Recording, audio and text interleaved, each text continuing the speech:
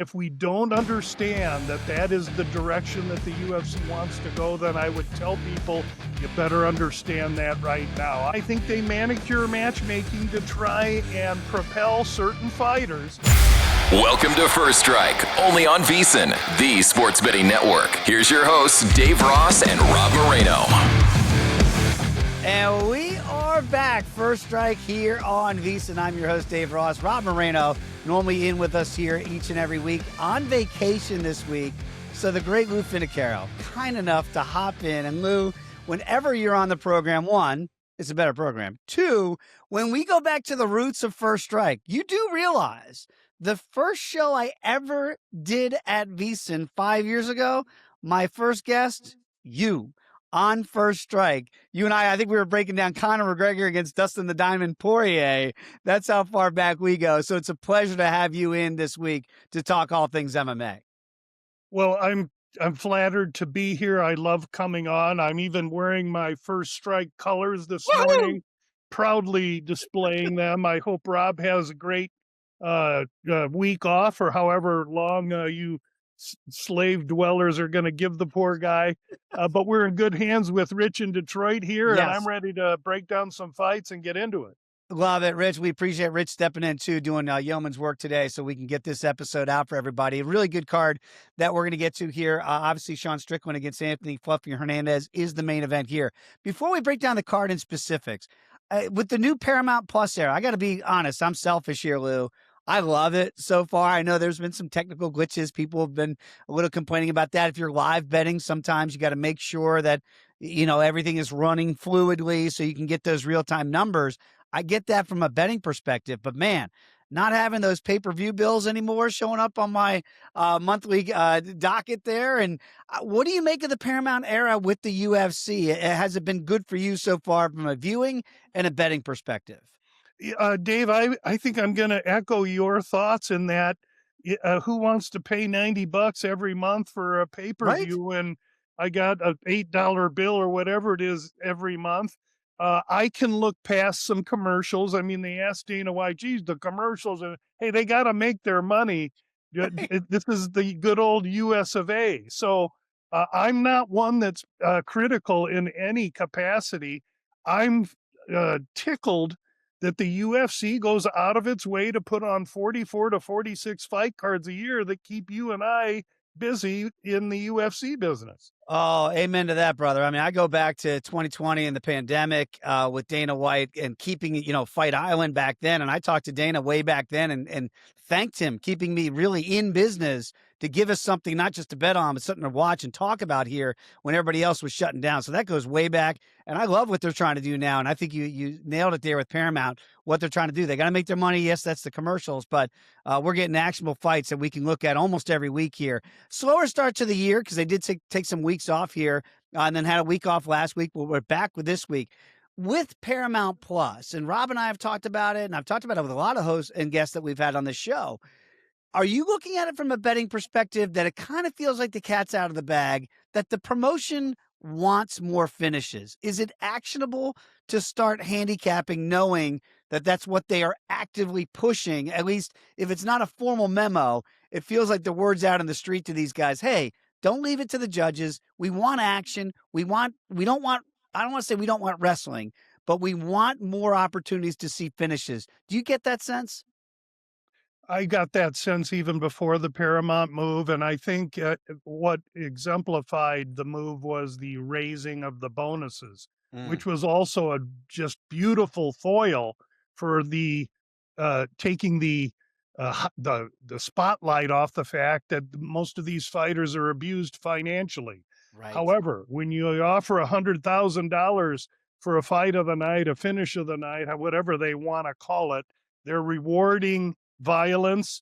That's what they want. That's what they know will keep Paramount broadcasting fights. And if we don't understand that that is the direction that the UFC wants to go, then I would tell people you better understand that right now. I'll take it a step further. I think that they are very concerned with matchmaking. And I think they manicure matchmaking to try and propel certain fighters fighters that can catch lightning in a bottle, i.e. Paddy Pimblett getting that opportunity when he wasn't really ready, i.e. Vinicius Oliveira being tossed to the wolves Boy. before he was ready. We're going to see more and more of that. And if that's not playing into one's handicapping, I'll tell you right now, you better have it start. Well said. And I'll say this: you've been all over those main events here the last couple of weeks. I'm 1-1 on those. I was on the wrong side of the Paddy Pimblett. I was on the right side with you last week or 2 weeks ago here with Torres in that spot. I want to get to this one because when you do look at this now, or Bautista rather, in that spot 2 weeks ago, Mario Bautista, great performance. When you look at Sean Strickland against Fluffy Hernandez here, and you got a guy that's not known as a finisher in Sean Strickland, and then you are looking at a guy in Fluffy Hernandez, Anthony, man, he gets that fight down to the ground. He's not looking to ride it out. He's looking to stop, whether it's standing or certainly on the ground. We know that. And that's why that total is sitting at 4.5. And it almost feels correlated that if you look to the Sean Strickland side here, the former middleweight champion of the world, that maybe you would look to the over and that he would have to win it on points. And if you look at the Hernandez side, could you look to an under? Because Sean Strickland is not a guy that it really feels finishable. But unless you're at, Poatan and you can catch him with the left hand and finish him the way that fight ended many years ago. But is that stylistically what you're seeing? That Strickland a point fighter these days and Hernandez more of a finisher?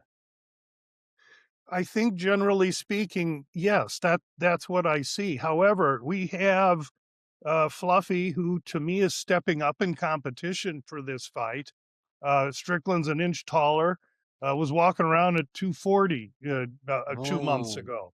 That's another component to this as well.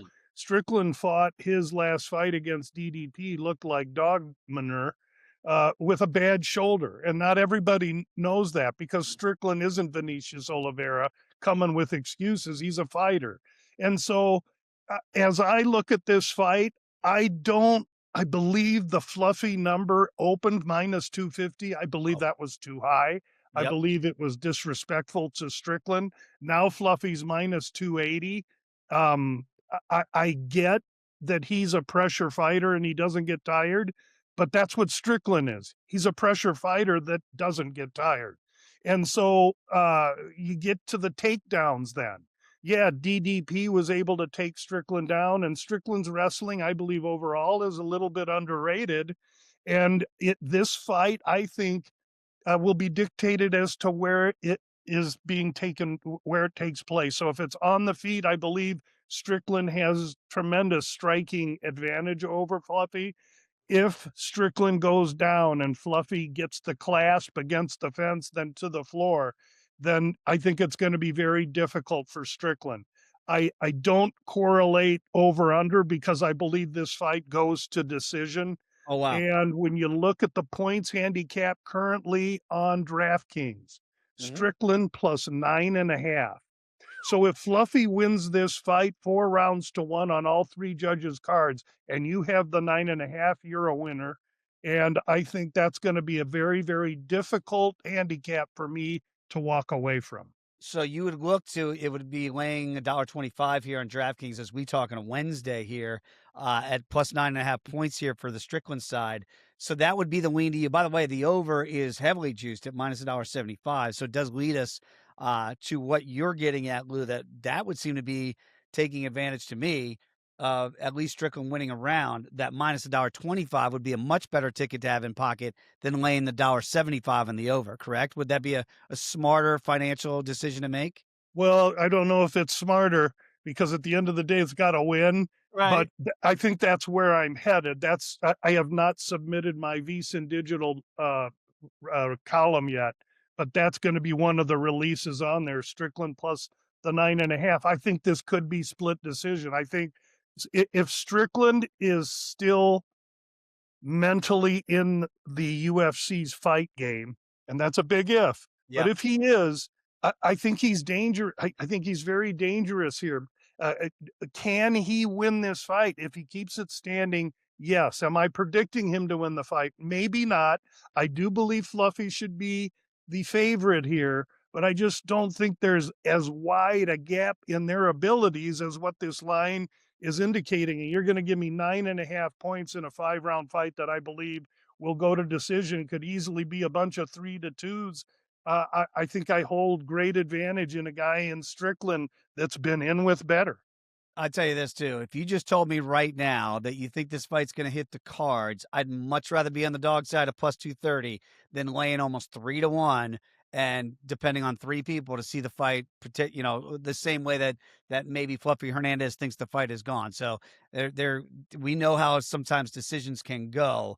I'm picking up what you're putting down there. I kind of like that Strickland side here, plus 9.5 points. I, That might be the way. I will say this. I do believe that the UFC sees Strickland as a liability. I do believe the UFC sees him as a potential brand tarnisher. He's Oh, had some episodes in Australia or sure. overseas where he has ruffled feathers, and so I think it could be really difficult for Strickland to win a close, tight decision here. Oh. But again, that 9.5 points is pretty good insulation. Very interesting, Lou. I like that. Maybe has the UFC gone PC? Who saw that coming? We got an interesting card here on the main card as well. Euros Medic is going to be taking on Hands of Steel and Jeff Neal. Jeff Neal's over $2 betting favorite there. We got Melky Costas back in there against 50K Dan Ige. Ige is almost a 2-1 betting underdog here. Out of those two fights, when you look at kind of, Euros feels like kind of that younger guy. He's plus $1.80 in the betting market. Jeff Neal, we know how strong and big a puncher he is, but we worry about the mentals sometimes there. I think Melky Costa is one of those guys that we look at as a potentially budding star, but then Dan Ige is tried and true. We know how tough he is. Is there any value on either the second or third to the last fights that you see here? I'll answer that with one word: BOFF. I think there's value on both. I think Ige does his best struggling against grapplers. Melky can grapple. He has, I think, 7, 8 submissions, but he's also wild and he's Yeah. engaging and he's aggressive. That plays right into Ige's hands. Ige's been in with better, and who's he lost to? Only world class featherweight fighters. I think this line is also a little disrespectful to Ige, and I'm taking a good, close, hard look at him as well. The Jeff Neal fight with Uros Medic.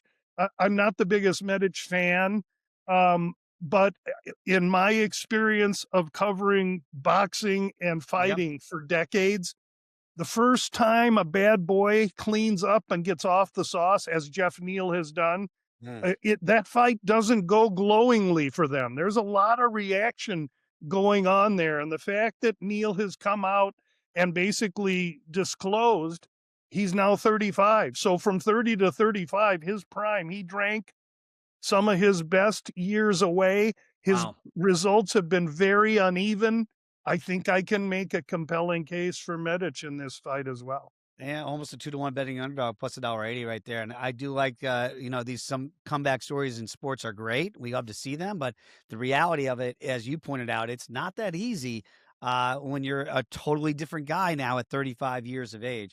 Very quickly, the polar bear is back in here. Sergey Spivak's going to be taking on a young heavyweight, Nante Delija here. And we're seeing that Spivak is about plus $1.24 in the betting market. This is a guy that I traditionally like to back because I feel like he's got multiple ways to win. But where are you on Sergey Spivak now in 2026? I think he's slow. I think he's deliberate. And unless Delije lets him engage in the grappling, I think he's Right. going to get knocked out. I like the favorite here. I don't think this fight sees 15 minutes, and I think Delije comes back after that loss in his last fight with a little bit of a chip, and I think the polar bear standing in his way, and I don't know that the polar bear has much for him if this fight stays standing, especially. Boy, total here is sitting at up a round and a half to 7.5 minutes at minus $1.40, juice to the under. And right now the favorite's $1.48. So do that math right there. Just 8 cents difference here as we are expecting maybe could be a rough night for the polar bear. Ode Osborne's on this card here. There's some pretty good names on here. You can go to, I think the Ramiz Brahimaj fight against Punahele Soriano is an interesting fight there on the undercard, plus $1.05 on the Soriano side. Is there any other fight on the undercard that's really attracted your attention here early in the week? I think maybe the fight of this quarter is going to be Liel and Njokuani. Ooh. You got Chidi from Texas fighting in front of his home people, taking on a guy that's traveling in from Brazil. So besides height and reach, you have tremendous home court advantage. Now, the advantage Liel has is he's 5-6 years younger. So we have to weigh that in there as well. But I think Chidi for 6 minutes is a top 5 fighter in that division. The problem with him is that if somebody's going to make him fight into that late second or third round, sometimes he can get a little bit over his skis mentally. I don't think that's going to happen here. You look at the total here, another 1.5. I think this might be a fight that sometimes, you go to Germany, you see German guys get sometimes advantageous matchups. I think they paired Liel with Chidi for a purpose, and that's to get the crowd fired up. I like Chidi here inside the distance. One of the fights, the second fight of the night that I just want to get your thoughts on here. Big time underdog with the Monkey King and Jordan Levitt back out there against Yadir Davale. And we know that Jordan Levitt does not want to stand and bang with anybody because that's not going to turn out very well for Jordan. But we also know that if he can get close to you, if he can somehow engage you with body locks and or a ground game, that's where he can shine. Is there any possibility at over a 3-1 betting underdog that you could back the Monkey King? I would say, is there any chance that the Monkey King can be competitive in this fight? I would say yes. I mean, he just got done choking Kurt Hollabaugh out in one round. But this Devalle, I think, is getting tarnished because of what happened in his last fight with Bulgarian. Devalle dominated that fight, and from what I see, I don't know that Bulgarian threw it. I'm not making any broad proclamations, but this is two grapplers that are going to be rolling all over the floor. And that's why it's so early in the fight card. I don't think anyone really wants to see this except diehards like you and me. I can't wait to watch it. Yes. But I think Devalle, the Cuban's just way too strong, way too advanced for Jordan Levitt. I love Levitt. He's a great character. But I think the Cuban is in a good opportunity here. That's fascinating because I think you're exactly right. I think you and I, people like us, can't wait to see that mental chess match on the ground. Everybody else is going, what in the world am I watching here on Paramount Plus? But yeah, the fight, if it's engaged on the ground, I think that's exactly what Jordan Levitt would want. And I wanted to pick your brain on that to see if we thought maybe if it gets down there, let's see if he can make that a little bit of a sweat here for the young Cuban star on the rise. Very quickly, Lou, before we say goodbye in this edition of First Strike, we did see that Ronda Rousey is going to be making an MMA comeback against Gina Carano. These are pioneers in women's MMA. I was shocked to hear the announcement that this is going to happen. I do not see betting lines on it yet, but really just from a broader perspective, when you hear that, and I did see a little bit of an interview with Ronda, she seems, for somebody that I've talked to for many times through the years, re-energized, if that's the right phrase for her, to get back into MMA after a wrestling career and the way it ended with 2 knockout losses, and it did not look good at the end of her run. What do you make of this? Is this just like more of an exhibition for you to see 2 of the pioneers of women's MMA get back in the octagon? Or dare we say that this is the actual beginnings of a comeback? We see her back in the UFC. No, and Ronda Rousey said on numerous occasions when she ate a jab, she'd go blind. But no, now everything's okay. No, this is pure money grab. And Carano gets paid. Rousey gets paid. The organization gets paid. The venue's going to make money. Oh, man. Everyone but the fan paying for this charade will win, and I won't have anything to do with it. It's a joke, and I will boycott it.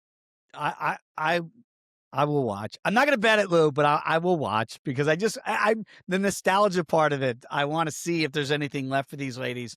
But I'm with you. It's been almost we haven't seen Gina Carano inside of an octagon in forever. And again, when we saw Ronda leave, what was that, pre-pandemic? I mean, it's been a long time since we saw these women back inside of an octagon. I mean, why don't we talk about Floyd and Tyson if we're going to talk about those two? Because that's equally as distasteful as that. You know what? I fell for the Paul Tyson thing. I did. Guilty as charged. I watched it. I went, what a sucker. I fell for the nostalgic of that fight, too. By the way, you do a great job, not just with us here on First Strike and Weekly. Shout out to Jensen Lewis when you join us each and every Friday on VSiN by the Book, 7 to 10 a.m. Eastern. People, please watch Lou each and every week. The Sneak Teep, the About Business podcast. Tell the people about that when they tune in and when they subscribe to your great pods. Each week there's a UFC fight card. I do a Sneak Teep podcast that may be 8 or 9 minutes. And all I do is look at 5 or 6 of the fights whose lines have moved since opening. It's purely addressed to those gambling on the UFC. This is not recreational listening. If you're a gambler and you want some inside edge on where lines open and where they move, the Sneak Teep is for you. Friday, after weigh-ins, the Bout Business hits. And both of these podcasts are available wherever you get your podcasts or on the gamblu.com webpage. And the About Business podcast is simply my final releases for that week's card. Thus far this year, we're 5-7 plus a half a unit. And if we understand favorites, 26-8 or 76.4% so far this year, I'm proud of 5-7. And we're going to make it better than that this week. Well, how about that? So people are going to go, how are you over in the black if you're underwater at 5-7? Because you and I are traditionally dog players. That's why you've got positive ROI right now. It's hard to find these dogs in this day and age, but you've done the work, and that's why you're right now a positive winning better. By the way, for the people that are watching this, and we appreciate everybody here on First Strike. If you're not a VSiN Pro subscriber, you should be so by now. $9.99. I love the picture of Cassius Clay, Muhammad Ali, the greatest of all time to do it by some people's measure, right? But you and I have had a long-standing debate.